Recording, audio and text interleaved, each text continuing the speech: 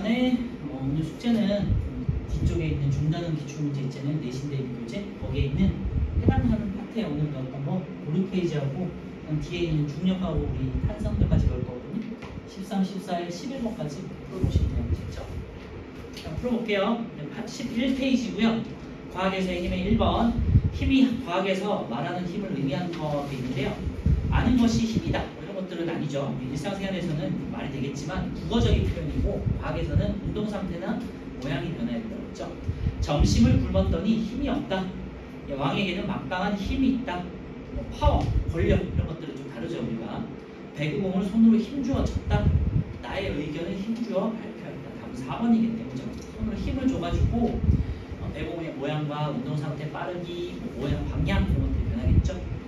2번은요. 과학에서의 힘이 작용해서 나타나는 현상이 아닌 것도 있는데요. 굴러가던 공이 멈췄다. 캔을 밟았더니 찌그러졌다. 모양이 변한 거고요. 1번은 운동 상태가 변한 거, 2번은 모양이 변한 거. 3번은 정지해 있던 창문을 밀어 창문을 열었다. 운동 상태가 변한 거고요. 얼음물이 든 컵을 책상 위에 올려두었더니 얼음이 녹았다. 이건 상태 변화고 과학에서의 힘이 아니라고 했죠. 상태 변화나 성질이 변하는 것들, 물질이 변하는 것들 이런 것들은 과학에서는 힘이 작용한 게 아니다. 야구공을 방망이로 세게 쳤더니 야구공이 찌그러지면서 날아갔다. 운동 상태와 모양이 같이 변한 경우가 있네요. 이번에 4번이고요. 3번에 과학에서의 힘이 작용할 때 물체의 모양과 운동 상태가 모두 변하는 경우도 있어요. 모두 변하는 거. 색 점토를 잡아당겼다. 이건 모양이 변하게 되겠죠. 굴러가던 공이 멈추었다. 이거는 운동 상태만 변하게 되고요. 자동차가 찌그러지면서 정지했다. 이런 거는 이제 모양도 변하고 상태도 변하고 그죠? 운동 상태. 축구공을 발로 세게 찼더니 이제 축구공이 찌그러지는 거죠. 모양 변화. 그 다음에 날아갔다. 운동 상태와 방향이 변하는 거죠. 그래서 3번에 5번 되겠고요. 4번에 힘에 대한 설명을 옳은 것인데요. 질량을 변화시킨다. 물체의 질량은 우리가 과학에서는 대부분 변하지 않는다라고 말씀하실 수 있는 것 같고요. 단위로는 킬로그램을 사용한다는 게 뉴턴 사용하고요. N 물체의 모양이나 빠르기를 변화시킨다 되는데 이거 정답이겠죠. 4번에 3번이고요. 화살표로 힘의 방향을 나타낼 수 있다고 했죠. 힘의 크기는 화살표의 길이로 나타내는 거죠. 자, 4번에 3번이고요. 5번에 이제 C가 작용점, A는 힘의 크기, B는 방향이 되겠죠. 그래서 A는 힘의 크기, B는 방향, C는 작용점. 5번에 1번 되겠네요. 6번은요. 이제 사방위가 나와 있으니까요. 사방위를 해석할 때 시작점에서 가리키는 방향을 찾으셔야 되고요. 그러면은 이제 아래쪽에 왼쪽 아래쪽이니까 남서가 되겠네요. 그죠?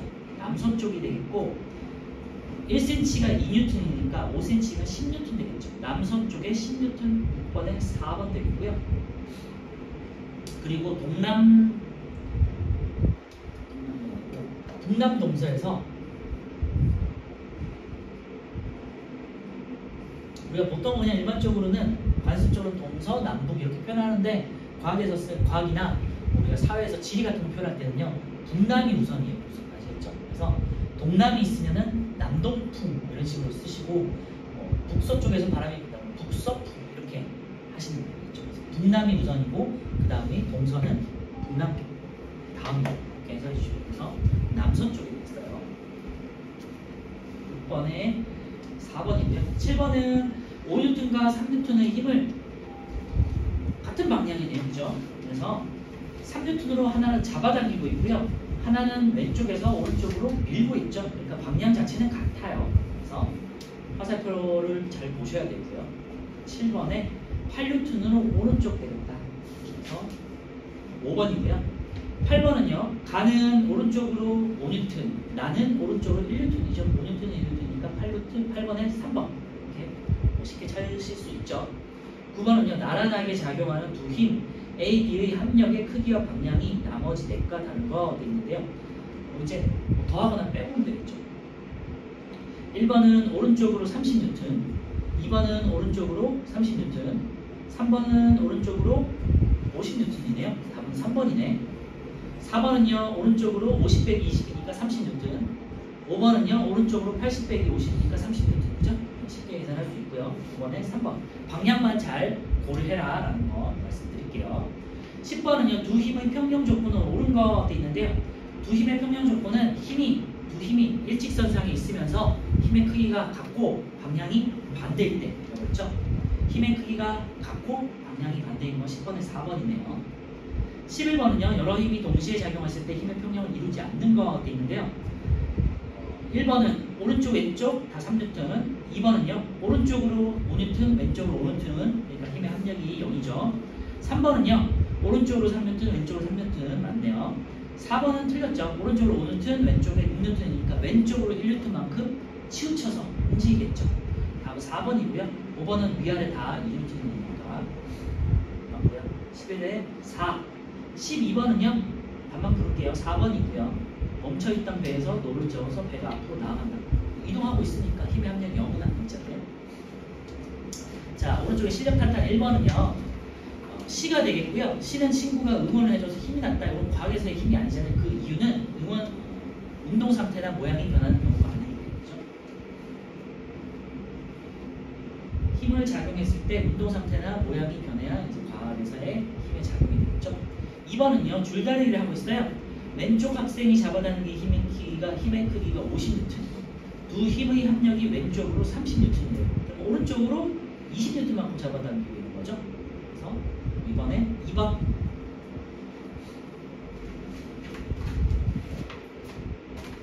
자, 3번은요. 작은 배 BC가 왼쪽으로 2000N의 힘이 작용하고 있는 큰 배 A가 왼쪽으로 2000N의 힘의 작용으로 가고 있고요. B는 1000N, C는 이제 1500N, 합쳐서 2500N이네요. A 작용하는 합력의 크기와 방향도 있는데요. 어렵진 않죠. 오른쪽으로 500N 하면 되겠죠. 그래서 3번에 2번 되겠고요. 네. 자, 오늘은 이제 여기 15페이지까지 나갈 건데요. 중력과 이제 탄성력.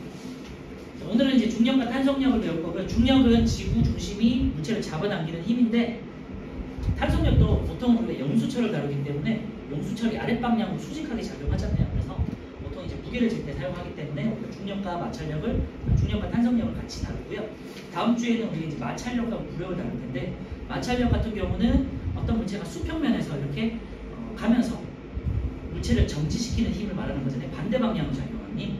부력 자체도 일반적으로 액체나 기체에서 물체의 중력에 대해서 반대 방향으로 이쪽 방향으로 작용하는 힘이거든요. 그래서 마찰력과 부력을 그래서 같이 다루고 오늘은 이제 중력과 탄성력 이렇게 다룰 거예요. 그래서 네 가지 힘, 과학에서의 중요한 힘들 많지만 그 중에서도 오늘은 중력과 탄성력을 배우고 다음 주는 마찰력과 부력을 배울 거다.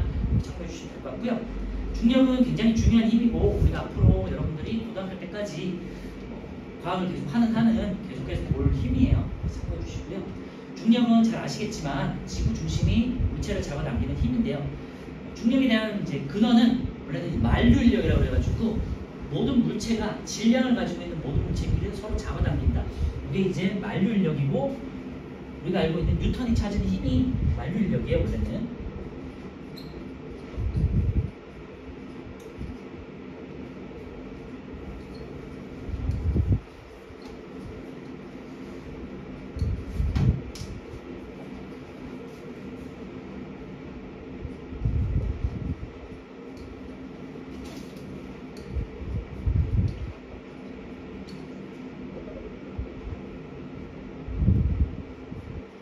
그래서 질량을 가진 물체끼리 서로 잡아당기는 힘을 만류인력이라고 하고요. 예를 들면은 뭐 사람과 사람도 마찬가지고 어떤 질량을 가진 두 물체를 공중에다가 매달아 놓고 진공 상태에서 공중에 매달아 놓으면요. 얘네가 서로 간에 끌려요. 이렇게. 그래서 어떤 저울이 이렇게 끌리거든요. 그래서 서로 모든 물체는 만유가 모든 물체는 지구상에 있는 모든 물체는 인력 서로 간에 잡아당기는 힘을 작용한다. 이게 만류인력이고요. 요 안에 이제 중력이란 게 포함된다고 생각하시면 돼요. 중력은 보통은 행성이 어떤 물체를 잡아당기는 거잖아요. 그래서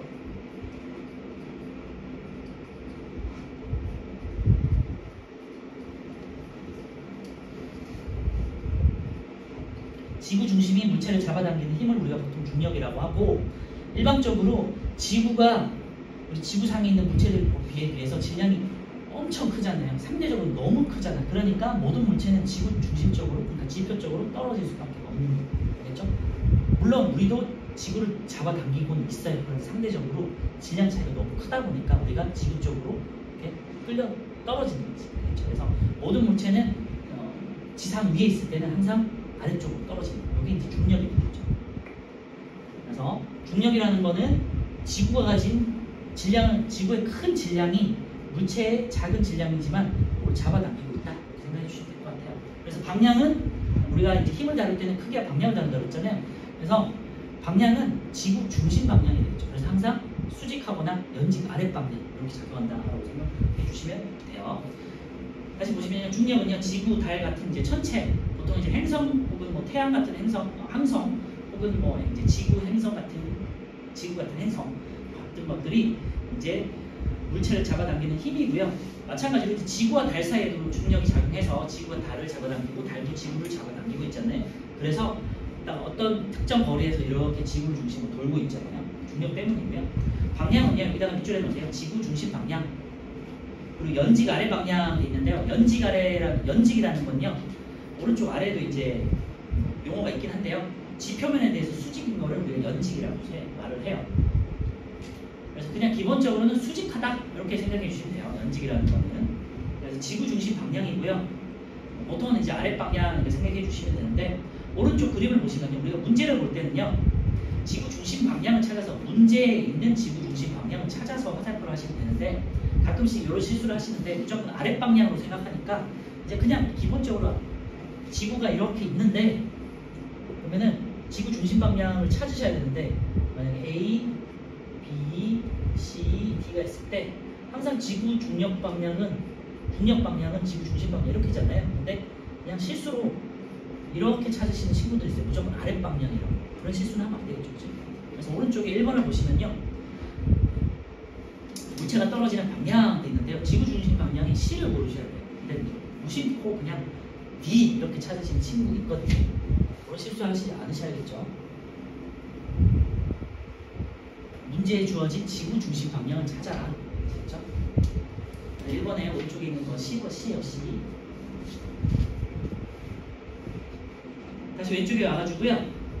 크기는요, 물체의 질량이 클수록 크다가 되는데, 제가 아까 말씀드렸지만요, 질량을 가진 물체끼리 잡아당기는 게 중력이에요. 그러니까 물체의 질량이 클수록 큰 거죠.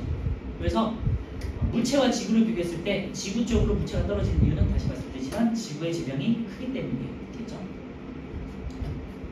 그리고 중력 같은 경우는요, 지구 중심에 가까울수록 커요. 그래서 우리가 지상 한 100km에 있는 것보다는요, 지표면에 있을 때가 중력이 되게 크게 느껴지는 거고요. 그래서 중력이라는 건요, 항상 위치마다 달라질 수 있는 값이다 생각해 주시면 될 것 같고요. 오른쪽에 우리 자연계에서 그러면 중력에 의해 나타나는 현상은 뭐가 있을까? 기본적으로 이제 눈이나 비가 되겠죠. 비가 항상 아랫방향으로 떨어지는 이유는 중력 때문이죠. 그 다음에 운석이 이제 지나가던 행성이나 행성은 아니고 소행성이나 작은 이제 파편들이 지나가다가 운석이 돼서 떨어지는 이유가 지구 중력에 잡혀가지고 그런 거잖아요. 그리고 사람이 땅에 발을 딛고 설 수 있는 이유도 중력 때문이고요. 달이 지구 주위를 공전하고 있는 거, 아니면 인공위성 같은 것들이 궤도를 따라서 돌고 있는 거, 지구 중력 때문이죠. 그 다음에 겨울철 차마 밑에 고드름이 생긴다든지 그런 것도 있고요. 그 밑에 이거 하나 더 적어주시면 좋을 것 같아요. 예를 들면 대기 있죠, 대기. 지표면을 둘러싸고 있는 대기. 밑에다가 대기를 하나 써주시면 좋을 것 같아요. 공기가 우리 눈에 보이지 않지만요, 공기도 가장 아주 작은 입자들이지만 질량을 가지고 있거든요. 그래서 그 공기 입자들도 지구 중심으로 중력에 의해 잡혀있기 때문에 지표면을 둘러싸고 있는 거예요. 그래서 우리가 공기 중에서 있는 산소를 숨 쉴 수 있는 이유가 대기가 있기 때문이고, 대기가 존재하는 이유도 중력 때문이다. 됐죠? 자, 이번에는 왼쪽에 무게와 질량을 볼 건데요. 일단 이제 별표 쳐놓고요. 무게와 질량을 이제 비교하는 경우가 많이 있는데요. 잘 생각해 보세요. 헷갈릴 수 있습니다. 오른쪽부터 볼게요. 질량인데요. 질량은 물질의 고유한 양이고요. 절대 변하지 않나요. 아까 전에 좀 전에도 아까 말씀드렸지만요, 물질의 고유한 질량은 변하지 않는다고 그랬잖아요. 그래서 화학 변화가 일어나거나 물리적인 변화가 일어났을 때 보통 질량은 변하지 않는 걸로 우리가 생각하면 돼요. 그래서 물질의 고유한 양이고 변하지 않는다. 그래서 질량 옆에다가 변화하지 않는다라는 의미에서 변화 X 이렇게 써놓으시면 좋을 것 같고요.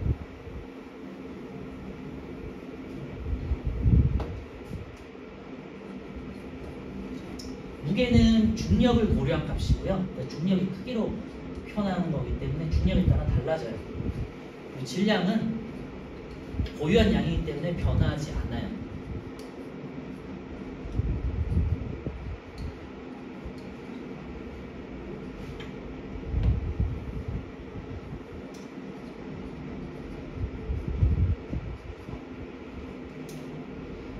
그래서 단위는요, 질량 같은 경우는 그램이나 킬로그램, 우리가 흔히 잘 알고 있죠? 수학 시간에 배웠던 그런 단위, 그램이나 킬로그램 많이 사용하고요. 측정 기구로는 이제 아랫방향이 아니라 수평으로 뭔가를 비교하기 때문에 양팔저울이나 수평저울을 많이 써요. 그래서 양팔저울 위에다가 분동이나 추 같은 걸 올려놓고 그 물체의 질량을 재거든요. 그래서 비교하기 위해서 양팔저울을 쓴다, 수평저울을 쓴다, 이렇게 쓰시면 될 거예요. 추나 분동에 각각 비교한다라는 거. 그래서 요거 잘 기억해 주셔야 돼요. 양팔저울, 수평저울 중에 하나가 이제 밑접시저울 있죠.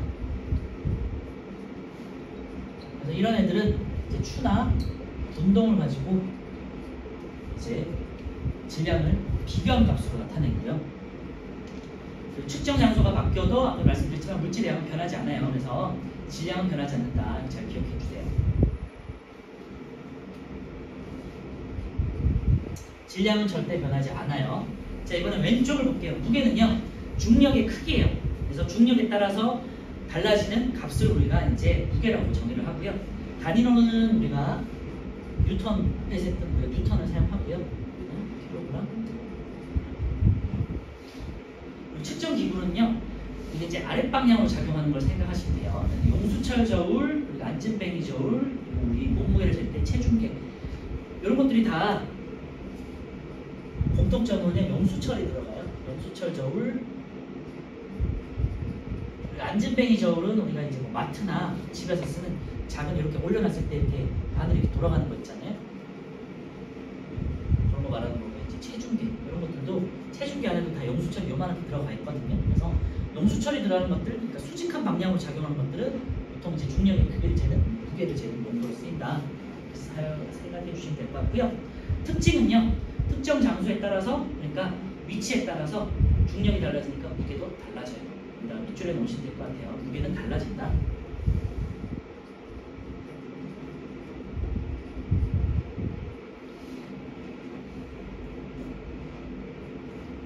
그래서 무게라는 건요, 아랫방향, 그러니까 중력 방향으로 작용하는 걸 측정하는 거기 때문에 용수철을 사용해서 수직 방향으로 사용하는 이런 특정 기구들을 사용한다라는 거 기억해 주시면 될 것 같고요. 관계에 되어 있는데요, 무게는 질량에 비례한다. 여기다 이제 밑줄여 놓으시고요.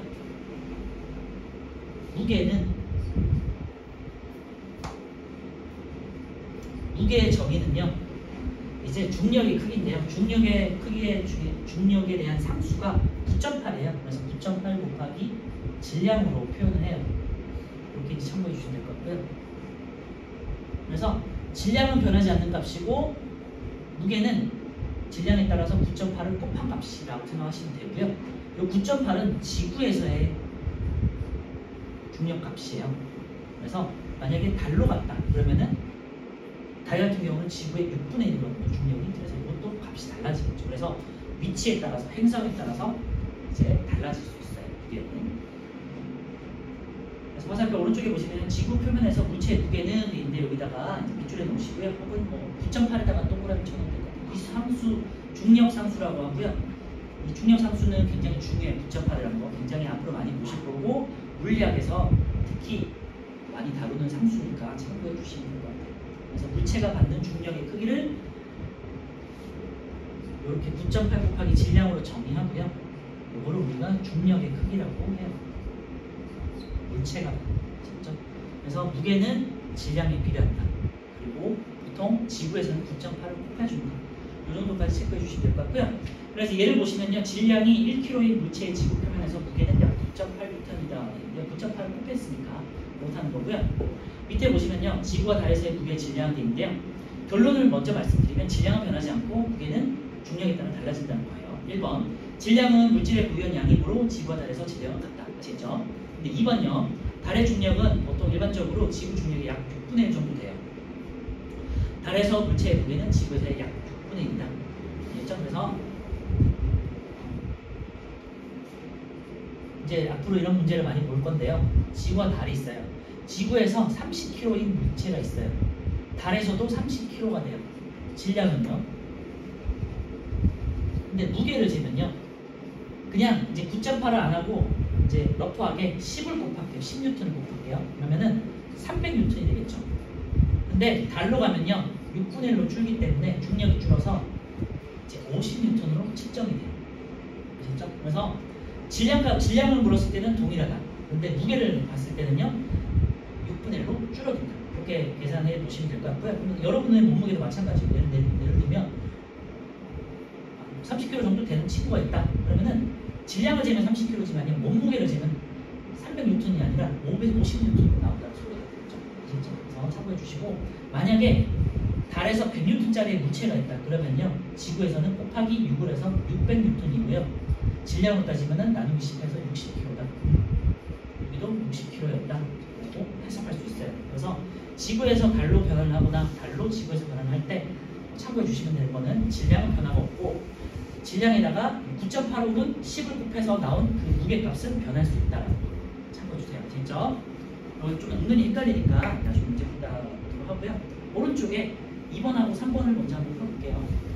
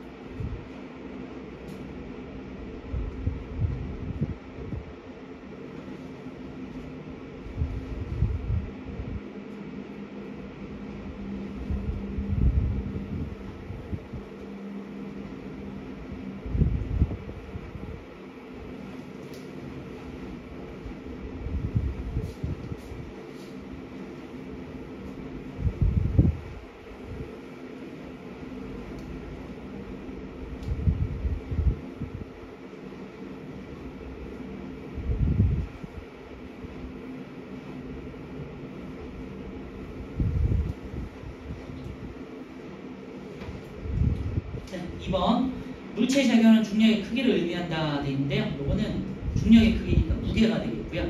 측정 장소에 관계없이 일정한 값은 질량이 되겠고요. 용수철 저울로 측정하는 거는 우리가 이제 지구 중력에 대한 거니까 중심 방향, 아랫 방향을 정하는 거죠. 네, 무게가 되겠고요. 양팔 저울, 윗접시 저울은 수평으로 재는 거는 질량이다. 그리고 분동으로 비교하는 값이다. 3번은요. 지구에서 무게가 600N이래요. 아까 전에 말씀드렸지만 사람의 무게를 달에 가서 측정하면 몇 뉴턴인가 하는데 100N이 되겠고요. 만약에 질량을 물었어요. 그러면 60kg 이렇게 대답할 수 있어야 돼요.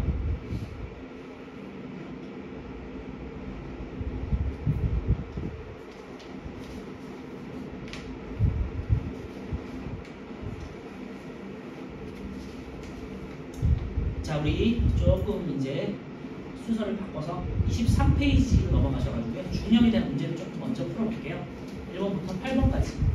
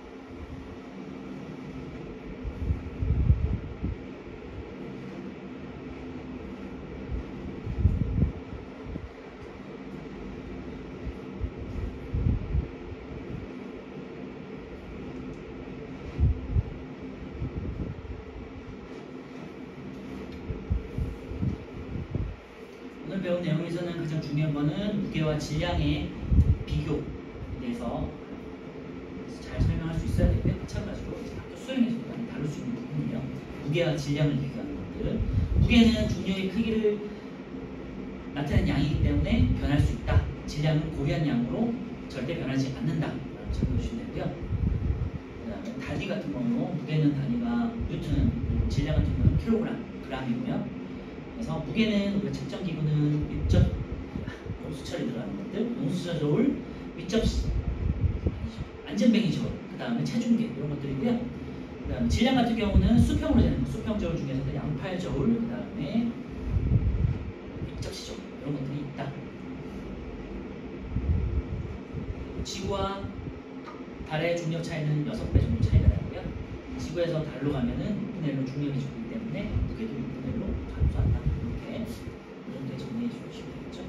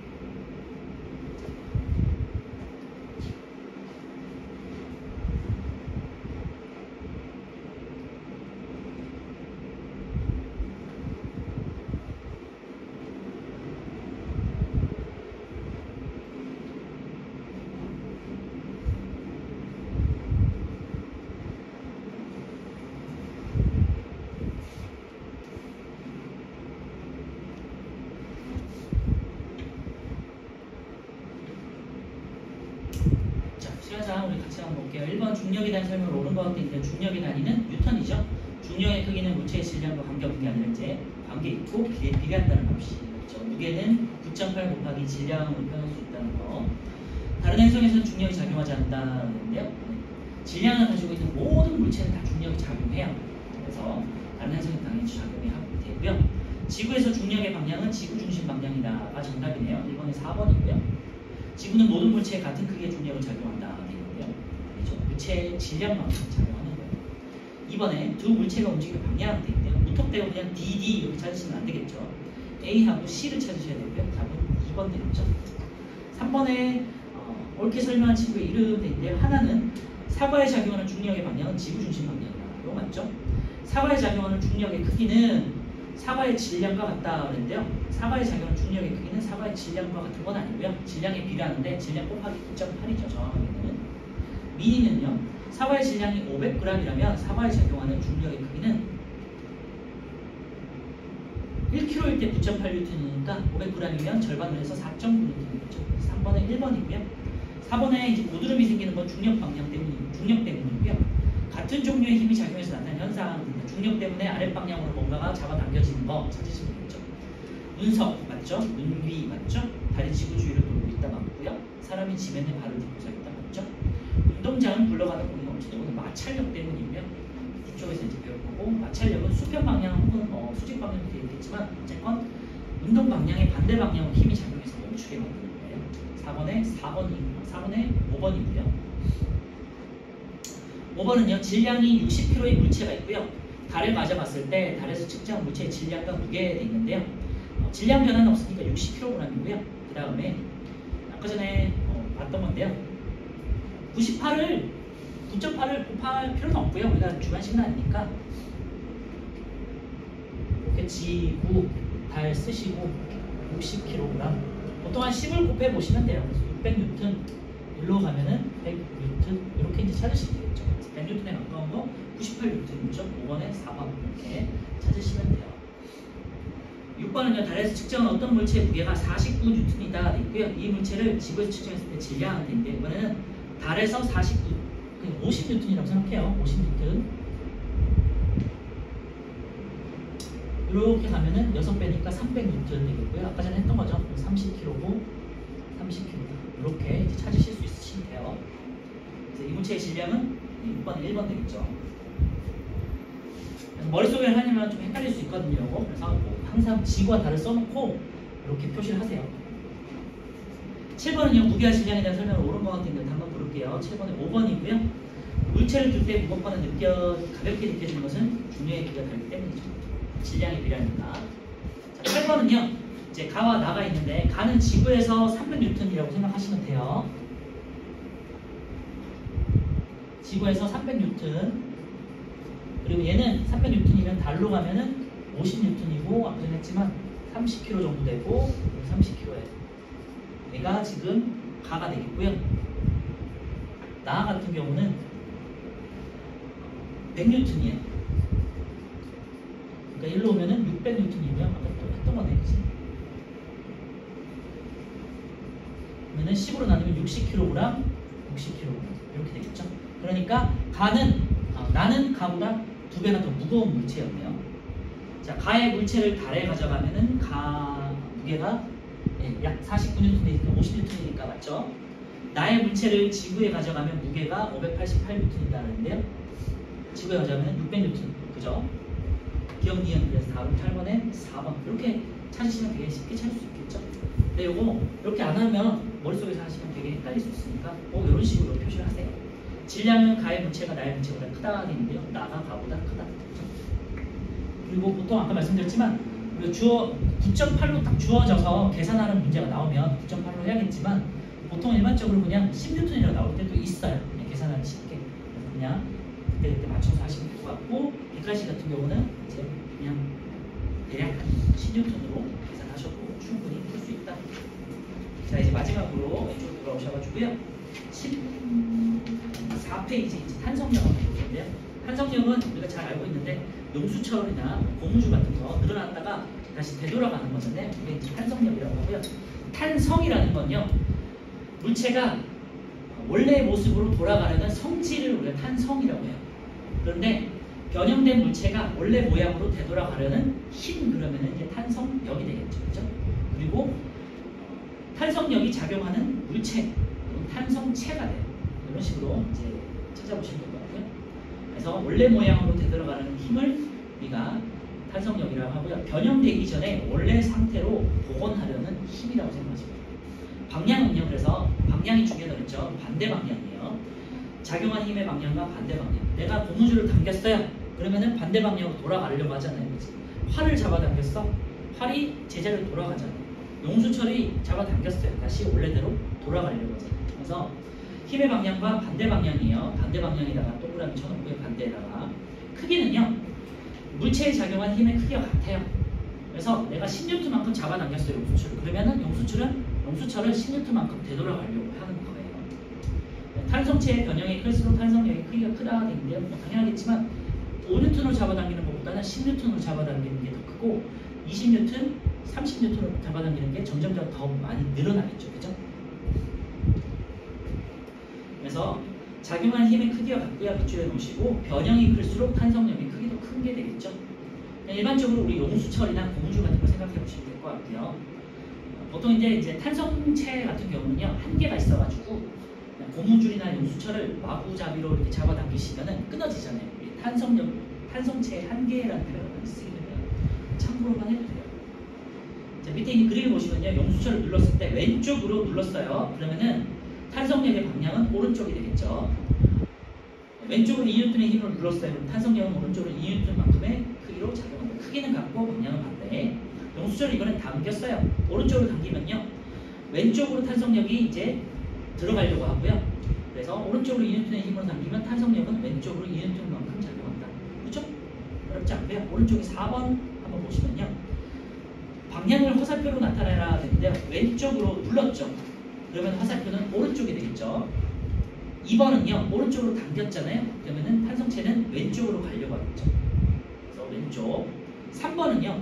위에서 이렇게 눌렀잖아요. 고무 같은 걸 눌렀어. 그러면은 고무 풍선은 위로 이제 다시 또 올라오겠죠. 그래서 화살표 위쪽 방향으로 하시면 되죠. 자, 5번도 같이 볼게요. 변형된 물체가 원래 모양으로 되돌아가는 힘을 우리가 탄성력이라고 하고요. 맞죠? 탄성력은 탄성체가 변형된 방향과 같은 방향으로 아니죠. 반대 방향으로 작용하죠. X. 탄성력의 크기는 탄성체에 작용한 힘의 크기와 같아요. 항상 같아요. 그러니까 X. 용수철이 많이 늘어났다는 건요. 탄성력의 크기가 크다는 소리죠. 5. 6번 한번 우리가 풀어볼까요?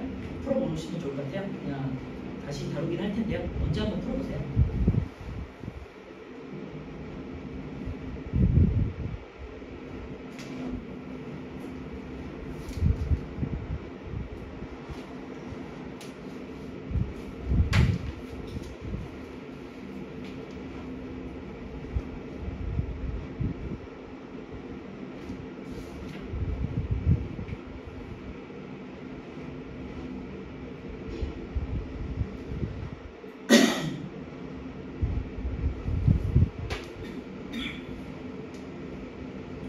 자, 용수철에 작용하는 탄성력의 크기는 1cm 줄었다고 했잖아요. 3N이 되겠고요.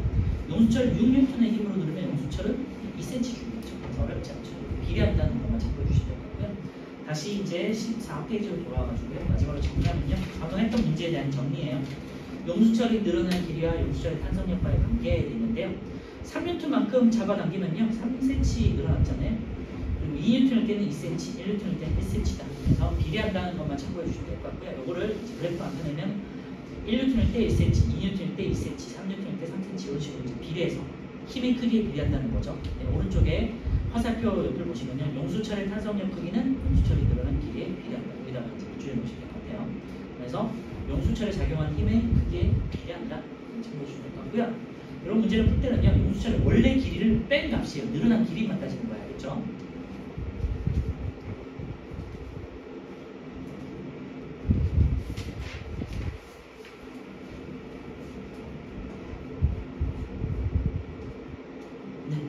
뒤에 있는 문제는 우리 또 다음 주에 풀도록 하고요. 숙제 말씀드렸지만 내신 대비 교재 제일 뒤쪽에 있는 중간 기출 문제에서 5페이지랑 13, 14, 1에서 11번까지 풀어놓으시면 우리 숙제고요. 네, 여기까지 하고 혹시 화장실 갔다 오신 분 있으신가 하고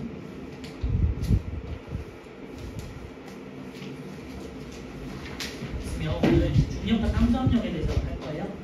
네, 힘의 3요소랑 그리고 중력과 탄성력 시작할게요.